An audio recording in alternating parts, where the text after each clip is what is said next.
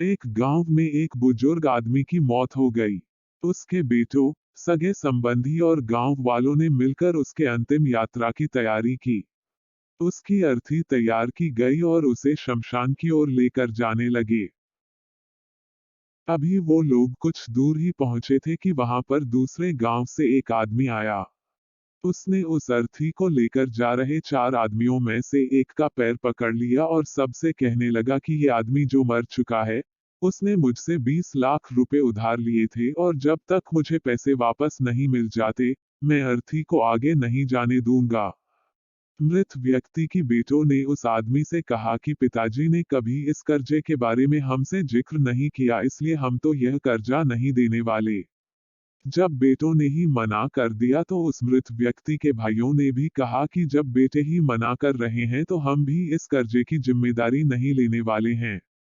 शमशान यात्रा में शामिल कोई भी आदमी पैसे देने के लिए राजी नहीं हुआ। दूसरे गांव से आए उस आदमी ने अर्थी को आगे भी नहीं जाने दिया, जब तक कि इस घटना की खबर घर की महिलाओं तक न पहुंच गई।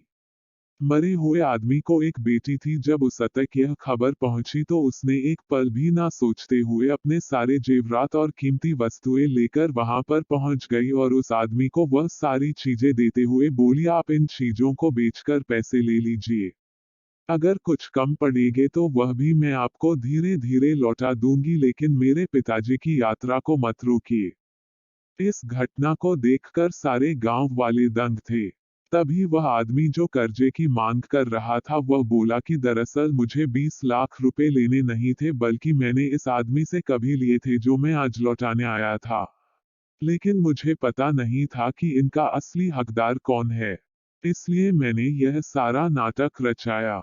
मैं जान चुका हूं कि मरे हुए आदमी का सच्चा हितैषी ना उसके बेटे हैं ना उसका भाई, बल्कि उसकी बेटी है, इसलिए यह सारे पैसे मैं उसके हवाले करता हूं और अपने कर्जे से मुक्त होता हूं। थोड़ी ही देर में जो घटना घटित हो चुकी थी उससे बेटों के, भाइयों के और बाकी रिश्तेदारों के सर शर्म से झुक गए।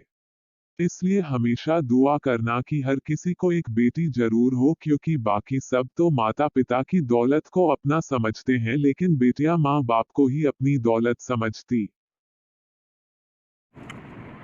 अगर आपको मेरी कहानी अच्छी लग रही है तो मेरी कहानी को लाइक कमेंट शेयर करें, और ऐसी कहानी आगे सुनना चाहते हैं तो मेरे चैनल को सब्सक्राइब कीजिए। Thank you.